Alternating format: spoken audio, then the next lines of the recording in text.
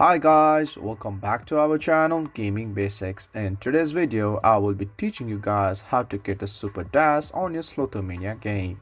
So at first, just open your phone, and as you open your phone, open the Slotomania game from wherever it is located.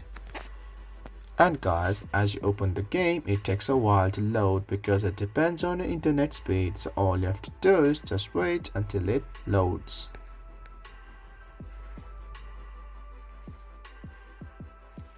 And guys, as it loads, you're on this home screen as I am. So just stay at this home screen and just select any of the game you want to play at first.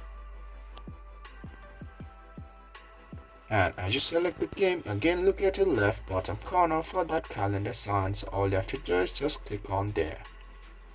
And as you click it, you can see the super dash option right here. So all you have to do is just spin the wheel 60 times to get this super dash. So super dash gives you a reward. So guys, that's how you get a super dash on your Slotomania game.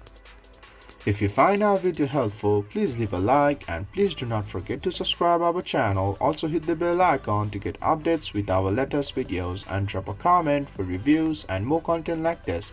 I will see you guys again in our next video. Thank you for watching.